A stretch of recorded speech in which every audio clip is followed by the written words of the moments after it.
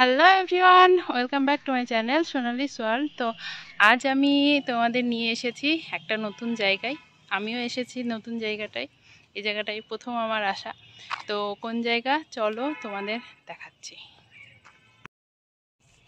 এই যে দেখতে পাচ্ছ আমার পেছনে কৃষ্ণনগর রাজবাড়িতে আমি এখন আছি। তো এটা দুর্ভাগ্যবশত আমি এখানে এসে শুনি এটা টেম্পোরারি বন্ধ হয়ে আছে। তো বাইরে থেকে যেটুকু দেখার দেখতে হবে। আর এই যে আমার পেছনে গাছটা দেখছো, অনেক পুরনো একটা গাছ।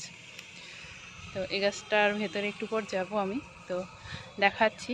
তো ততক্ষণ এর ভিউটা আমি নিচ্ছি, চারপাশের ভিউটা, ওটা একটু তোমরা দেখে নাও। আর ভেতরটা দেখি আমি চেষ্টা করছি, যদি যেতে পারি কোনোভাবে তোমাদের দেখাবো। আর না যেতে পারলে কিছু করার নেই, সরি। অন্য আবার কোনো সময় আসবো। ঠিকঠাক খোঁজখবর আমার আসলে হঠাৎ করে আজকে আসা হয়ে গেছে, মানে ঠিকঠাক খোঁজখবর না নিয়ে চলে এসেছি। তো ঠিকঠাক খোঁজখবর নিয়ে আবার একদিন আসবো, এসে তোমাদের ভেতরটা দেখিয়ে দেবো। তো চলো এখন বাইরের ভিউটা তোমাদের দেখিয়ে নিচ্ছি। এইটা রাজবাড়ি ঢোকার আগেই দেখছো, এটা একটা তোরণ, মানে গেট ধরনের আছে। তো রাজরাজাদের ভাষায় হয়তো এটা তোরণ বলে, আমি যতটা জানি। তো এটা রিপেয়ার চলছে, ওই পাশটায় রিপেয়ার করছে। হয়তো রিপেয়ার করার পরে এটার মধ্যেও ঢোকা যাবে। তো এখন সব কিছুই বন্ধ আছে। এটাও দেখতে অনেকটা সুন্দর, তবে পুরোনো জন্য অনেকটা হয়ে গেছে, নষ্ট হয়ে গেছে জায়গায় জায়গায়। তো সেটাই রিপেয়ার হচ্ছে। রিপেয়ার হলে দেখতে আরও ভালো হবে কালার করলে। তো চলো এবার যাওয়া যাক মেন গেটের দিকে।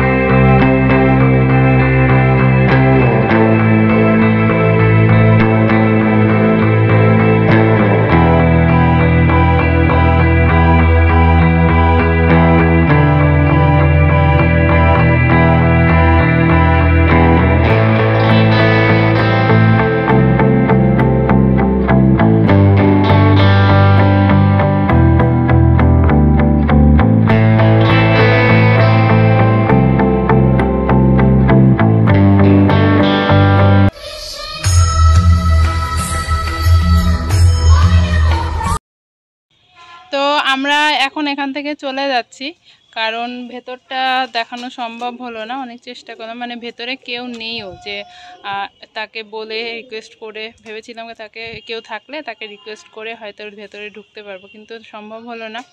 তো এটা এই সময় সবসময় বন্ধ থাকে, বারদোলের সময় বললো না, 12 দোলের সময় এটা খোলে আর জগদ্ধাত্রী পুজোর সময় খোলে। তো চেষ্টা করব সেই টাইমে আবার আসার। তো চলো এখান থেকে এখন ঘুরে যাচ্ছি, আর যেটুকু পারলাম দেখালাম তোমাদেরকে।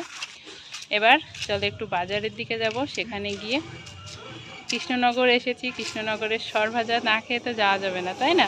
তো চলো সরভাজা খেতে যাই। তো আমরা টোটোয় উঠে পড়েছি, এখন যাচ্ছি অধরের সরভাজা খেতে, কৃষ্ণনগরে। সেটা চলো ওখানে গিয়ে তোমাদের সাথে কথা বলবো। এই হচ্ছে অধরচন্দ্র দাস অ্যান্ড সন্সের দোকান, সেখানে আর প্রচুর ভিড় রাস্তায়, তো বেশিক্ষণ এখানে দাঁড়ানো যাচ্ছে না।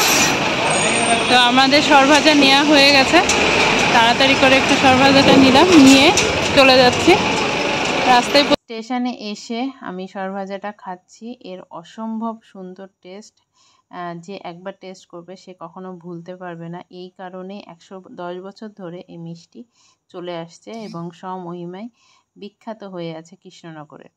তো আজকের ভিডিওটা এই পর্যন্তই। আমি নদিয়া জেলার কৃষ্ণনগরের একটা ঐতিহ্যকে তুলে ধরার চেষ্টা করলাম তোমাদের সামনে, যেটুকু পারলাম তুলে ধরলাম।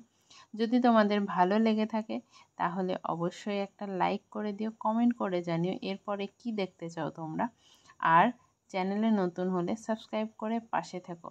তো ভালো থেকো, সুস্থ থেকো, হাসি খুশি থেকো।